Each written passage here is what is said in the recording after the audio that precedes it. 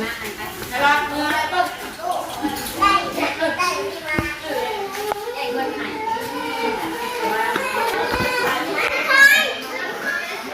วัสดีป้าลูกไงลูกสวัสดีอันนี้งามๆกัน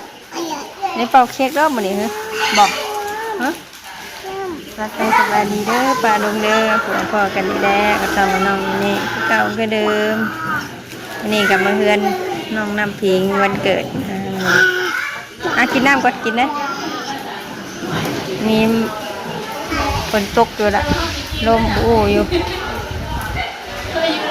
หมูยังไม่ได้มาหลายจับฝนตกดัดทางจับอยู่ดินี่สวัสดีป้าดุ้งกันด้วยได้ข่าวไปละสบายดีกันจ้ะ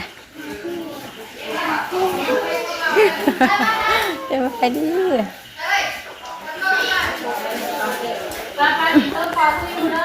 ก็เค้กแล้วนี่จับไปได้สาวได้หลานเด้อที่ให้ได้เพิ่นนะ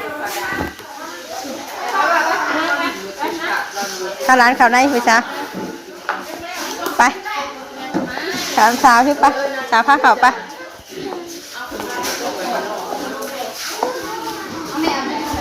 มาหักเก็บปะ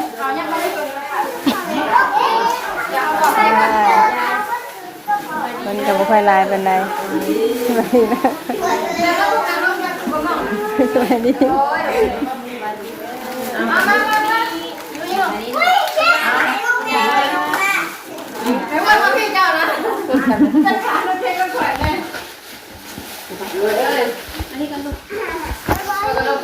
เอาไปได้ไหมไปนั่งบนมุมแล้วรถเป็นยังไง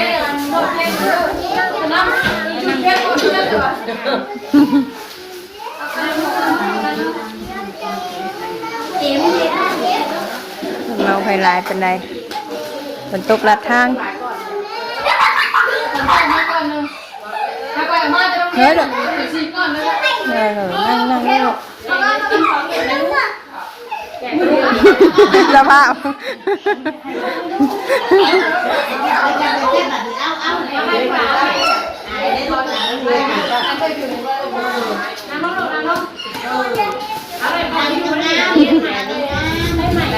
ยังไปอยู่ได้เลย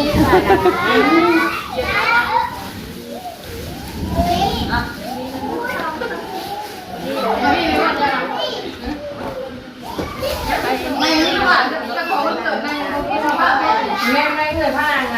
พาแม่พี่พาแม่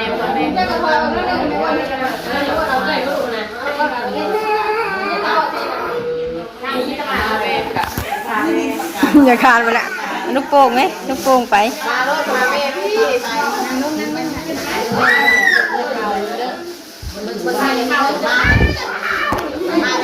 เล่นลูกโป่งมาแบบลูกโป่งไปแบบไปแม่แบบไปแค่เป็นลูกโป่งกล้าไปเอาบ่เอาไปเอามาไม่ได้ดุมาพี่ดุมาพี่แหม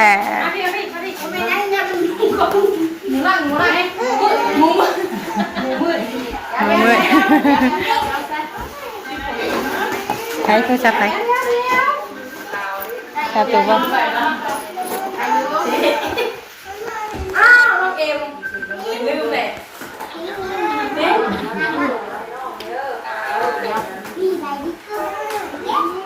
หมูเด้งเริ่มชิมวันหมูเด้งเอาพ่อมันยังมีวะกะต้องเขาไปได้หมูเด้งจับดูหันจับดูพลิกมั้ยใช่ไหมเปล่าได้ดิหมูน้อยว่านะหมูน้อยที่นี่วะหมูน้อยลูกพี่นางพี่ลูกไปเพื่อนนี่มาเอาเลยเนี่ยมากล้าไปเข้าไปป้าจะมาจัดการลูกมากล้าไปหรอแม่ต้องแม่พาไปไปบ่ดุ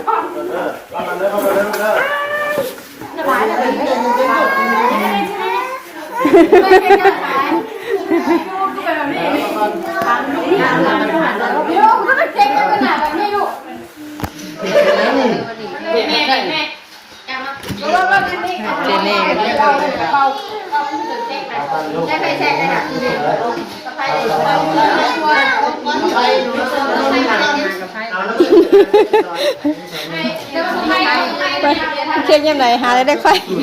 หาจะนั่นวันไรแมนเป็นเค้กเค้กไว้เด้อวันนี้เด้อมันเกิดอยู่ดีต้องหลาเด้อเป่ากันนะบ่เป่ามันเกิดลูกกิน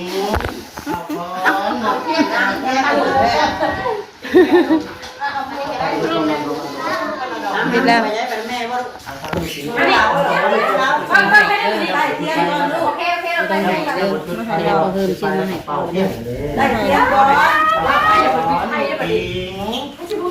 คนปีไทยก็อย่าปีเด้อ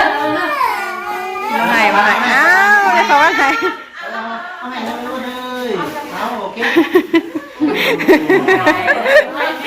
ก่อนวันเกิดว่ามึงไงล่ะน้องมาแล้วมึงไงดีหูสั่นล่ะอันนั้นต้องยืนน้ำเบื่อคือยืนน้ำเบื่อนะยืนน้ำน่องลูกยืนน้ำน่องยู่ห้ามยืนได้ยืนน้ำน่องยืนน้ำเอวอะไรเด้งเลยเห็นนะมันเกิดอะไรสิมันเป่ามีเงี้ยเงี้ยเมื่อเดือนเนาะ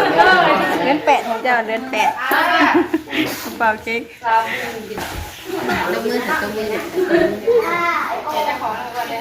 เห็นไม่บางกล้องไหมลูกเนี่ยนะคือตาได้อะไรนี่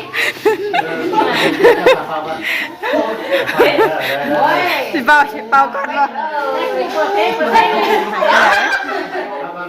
เล่นจะการเล่นจะเป่ามันลุกเลยเอาโตลงกระเด็ดแค่นี้มันดีใครบ้างหมดไม่ใช่วันนี้เองก่อนหมดหน่อยเอา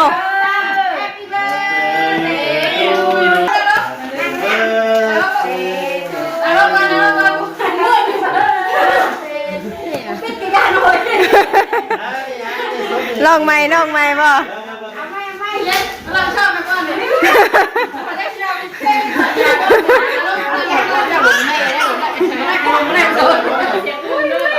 ตัวเราเป็นลุงเมย์นะแม่เป็นเบอร์เรากินก่อนให้ลูกกินก่อนให้ลูก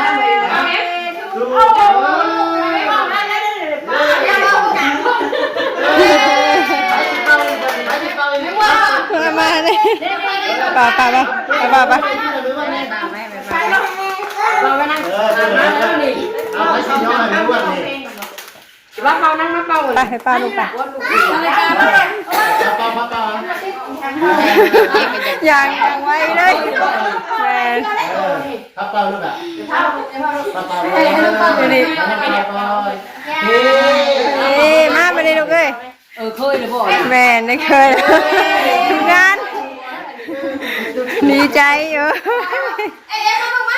ทำไมเอ็มมั้งเอ็มก็ถูกกว่ามาวันนี้มาเลยด้วยมาเป่าเป่ากันหรือเปล่าแม่เลยนะไม่ดูไข่ยูรีเป่าเลยถ้าชมให้กาเป็นนะไอ้ลูกเอ้ยเนี่ยเอาเลยอย่าทำอีกเลยไปอยู่เลยมายองอยู่นี่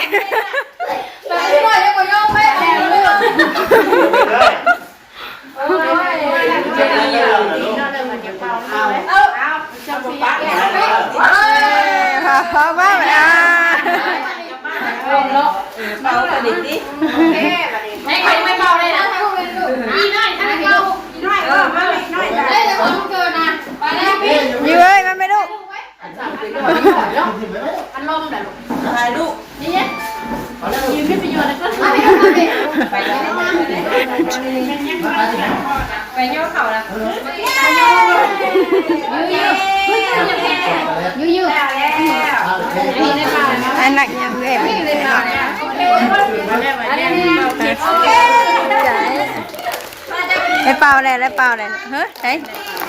ก่อนเดี๋ยวก่อน เบาเลยนะปากแค่ตัวเดียวนะ เฟลว่าคนลัดทางเนาะ เดี๋ยวเบาเลยนะเดี๋ยวซื้อมาเดี๋ยว ฝนตก ลุกพิงเลยลุกพิง จะขอเกี่ยวรับเลย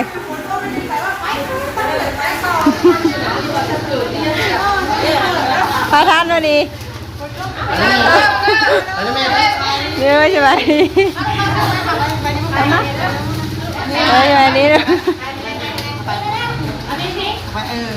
ไปดีมันก็ต้องเป่าพอดีต้องเป่า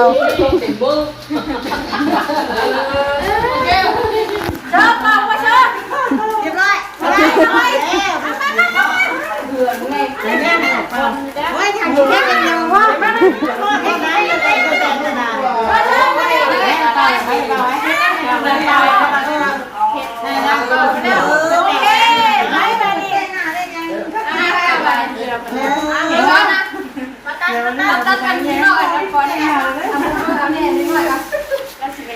เอาผูกแขนนะแม่เฮ้ย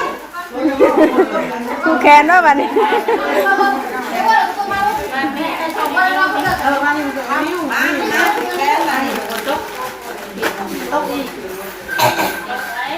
นี่เตะไว้จ้ะ แขนนะแขนเอากระดาษช่วยนะเช็ดเช็ดก่อน เดี๋ยวตามไปเฮ้ยอยากอะไรทุกอย่างเลย เพิ่นทันได้ทานทันได้ทานทำให้เราสิมา ทางตู้ขึ้นบ่ได้ยังลูกเลย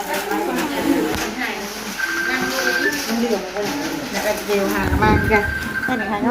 ำมาแล้วเลยทำแล้ว ยัง ไปดีพี่น้องยังเล่นไปซอยกันเด้อทั้งหอยทั้งอย่างที่ยาวหอยก็ได้อย่าไปเก็บใส่ดำนะ เออ หอยเนี่ย หอยให้ปลากล้วงนะบ่ เชอรี่เธอมาพวกเขาไปขายได้ป่ะ แม่บ่ลูก ยังตัวสามตัวแค่มันไหนป่ะไปดำหน้าป้าป่ะป้าป่ะ คุณเจ็บก้น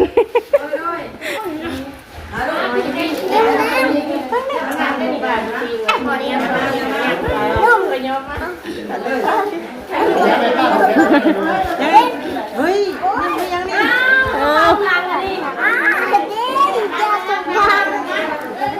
ทางข่าวอันปั๊บไป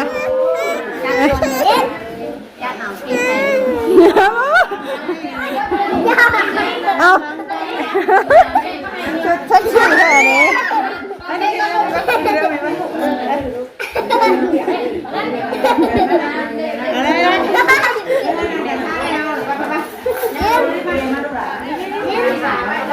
โอ้มีแต่สาวๆเต็มอยู่บ้านเลย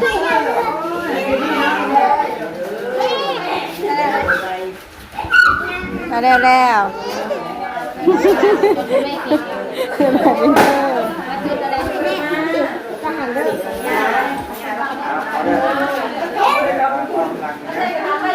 นี่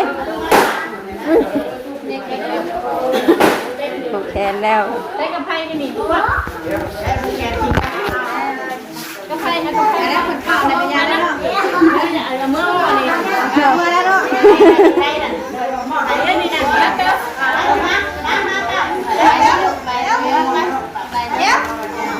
ยังดูเป็นยัง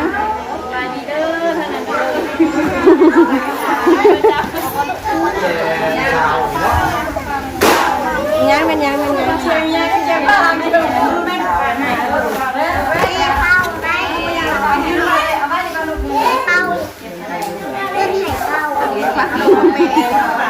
อันนี้กาแฟนะ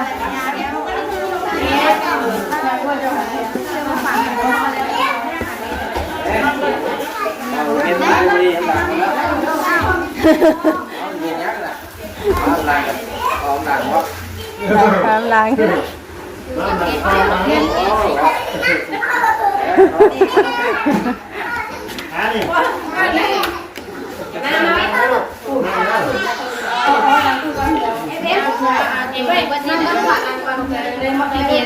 จะปะ จำภาพก็อย่างนักแลน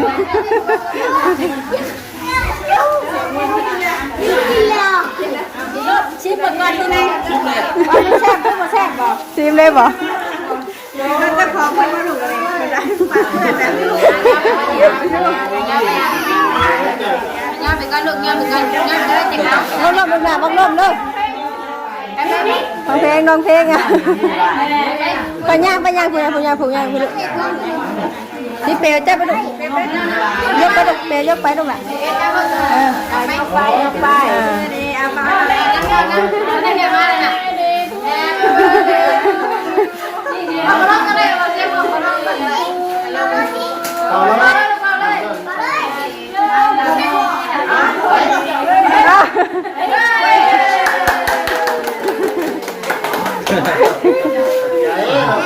ขอบใจด้วยเด้อ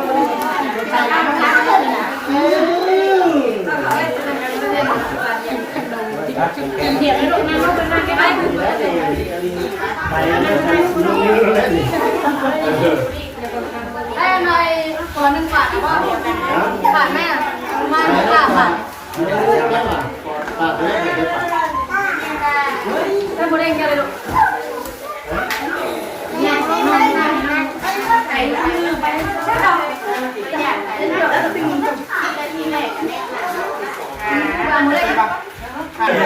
จะภาพกับกูไม่จะภาพเลย ตาวโดนท่าปีเลยนุช ยังมีได้เลยกันนี่มาหน่อย นี่เล่นจุ่มไว้กินนมนี่เลย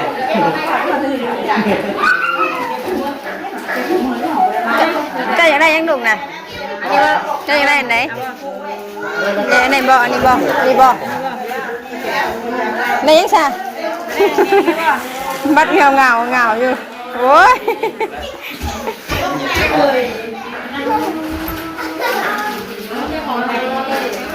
ถามที่ยังไม่เลิก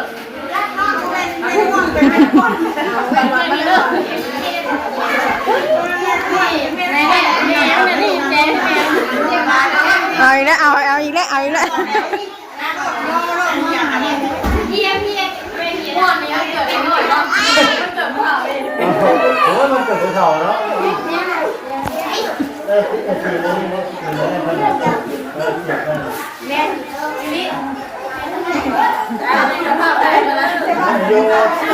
ได้จ้ามาได้จ้าภาพ ป้านะเฮ้ยแต่ข้าวเลยค่ะที่บ้านลูกอะไรอยู่ เอาเสร็จก็นะครับกับตังค์ไป โอ้ย อยากเอาเจอเอาให้กันนะ นั่งมีโต๊ะกันเด้อ สีม่อนนะสีม่อน ชวนบ่ ม่อนสีม่อน บ้านแม่เชื่อหรอ ก็ดูอยู่นี่กัน บ้านเจ้าหน่อยเลย ดีเลยให้ผู้ปะ เออค่ะ ไม่ดีดูดีเนี่ยไปให้ป้าอันไปเมย์กู้เอาไปเองลูกเลยไปสมัครป้าเป็นมือนี่มาแม่อ่ะพี่เมย์เชื่อไปปาดเค้กนี่คือตัวใหญ่ป่ะนั่งก็ลูกให้ไม่ตัวเงิน นี่กูมูเลย เอาผู้ละคร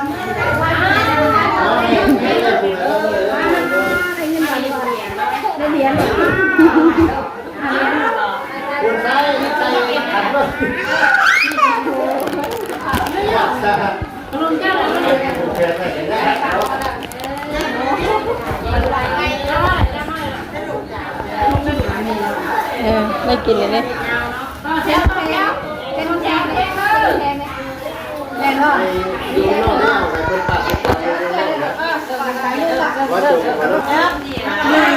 เผาได้บ่ดุกนะ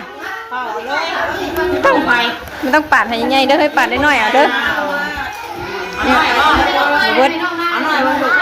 เอาหน่อย ถามเจ้า ฮะ สวย เอาบ่เอาน้อยๆแอนบ่ต้องเอาลายมันใหญ่ลายมันสิบ่เบิดมันยังดอกจะได้ยังลูกน่ะโอ้เอาลูกอันนี้ลูกเอาไม่ไปบ่วงนี่ว่าบ่วงเกิดกับวันเกิดเล็กน้อยดีเหรอถึงแซวอยู่เจ๊สามีเนี่ยเชลาป่าลูกไปก่อนแล้วเพื่อนกินหลักที่นี่สบายดีเด้อป่าลงเด้อในการย่อขาวย่อน้ำแล้วบัดนี้